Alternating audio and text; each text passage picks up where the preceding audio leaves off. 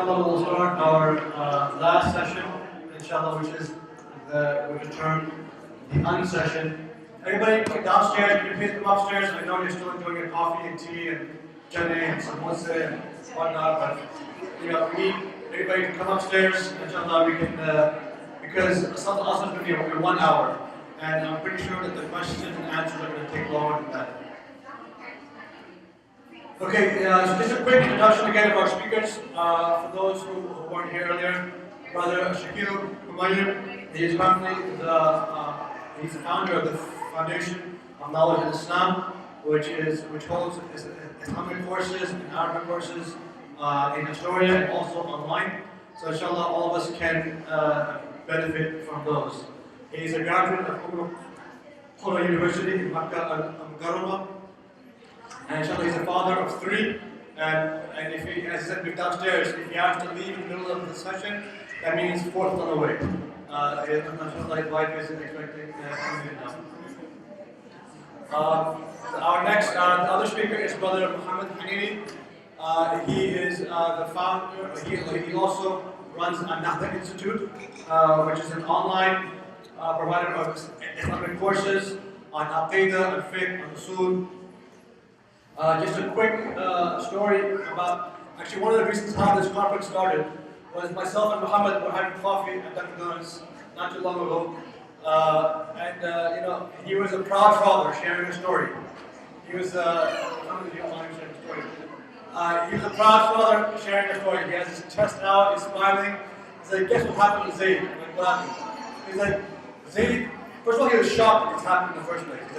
He's like Zayd, anybody can get it on the side. He said, Zayd, first he was shocked this happened. He said, Zayd was asked out by a girl.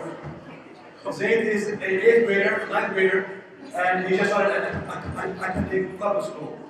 Zayd was a very handsome young boy, and he's goes out to his father.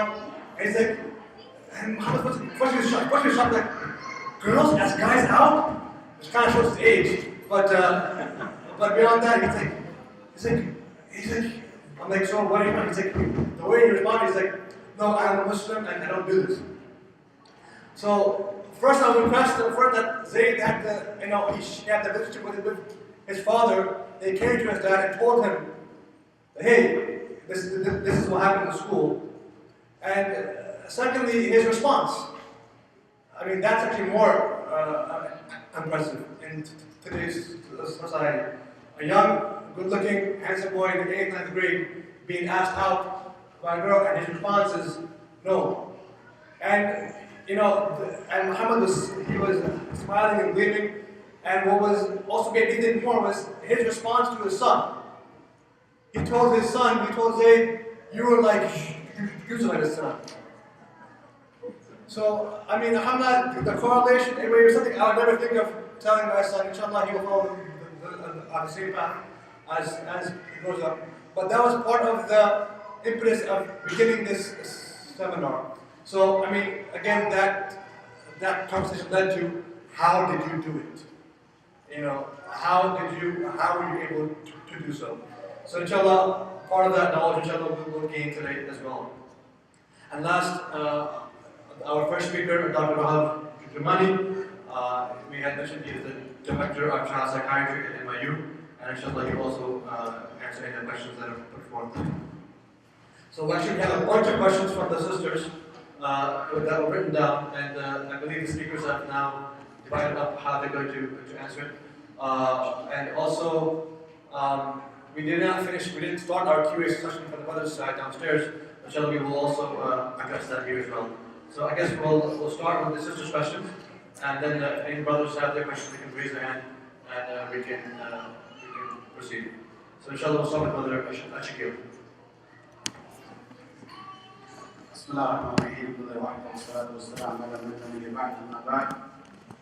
It's great to be back with you here all again for the Q&A session. We've got a bunch of questions here. Some of these questions in reality are actually lectures by themselves, so it'll be difficult to do justice to them. So we selected some of the questions here where we think we can probably address them for a Q&A session The first question here says, if one doesn't have access to good Islamic schools, sheikhs, teachers, and education, what steps can we take to raise Allah subhanahu wa ta'ala, Allah-fearing children and instill the Islamic personality?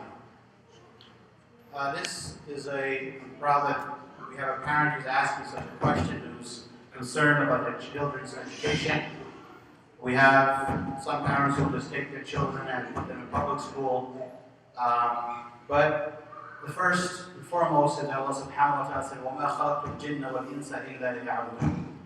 He said, I did not create the man or jinn except to worship me. So our utmost goal at all times is to worship Allah subhanahu wa ta'ala.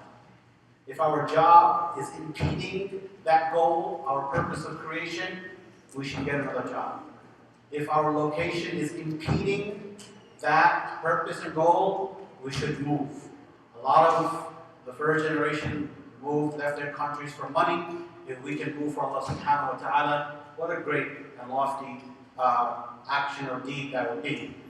If it's not possible for one to actually pick up the family and move, I will just throw out a couple of steps that the person can do to raise the children.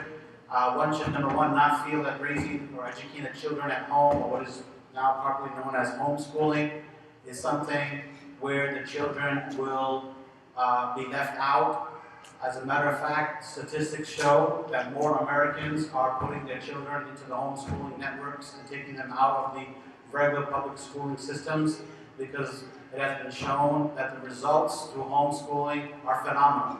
So it's definitely a viable option to consider. However, it is challenging because you're now taking on the complete role of tarbiyah, which means you should definitely select. It's not a job that you can probably do by yourself. You should select a good network that exists. Besides that, what you can do at home, number one, is to create a very close attachment to the Quran with the child. Meaning have regular sessions of the Quran, not just hifz, not just memorization, but sections of the Quran where they will memorize and understand the Quran. The Sahaba, the companions, they were not in a rush to be half of the Quran.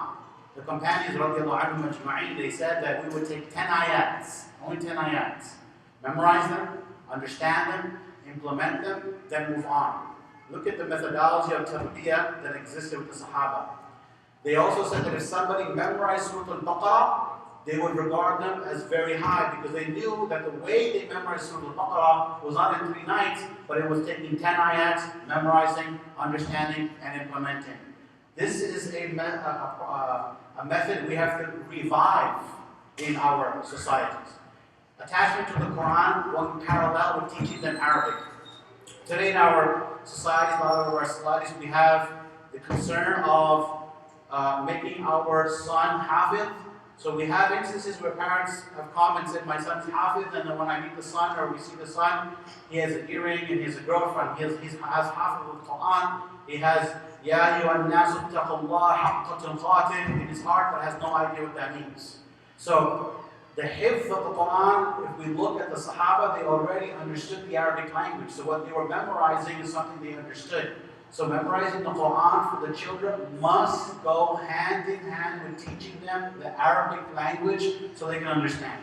If the Jews in Brooklyn can create a community where you have little kids walking around that are speaking Hebrew, why cannot we create a community where we can have little kids, without the Jerry girls, walking around speaking the Arabic language? So number one, attachment to the Quran hand in hand with the Arabic language. Number two, to teach the children to be critical analysts, right? You want to induce in them the ability to critically analyze things so that they can get to a level where they can start to discriminate between what is right and what is wrong. And that is very important. So and the way to do that is to give them the end results of certain actions.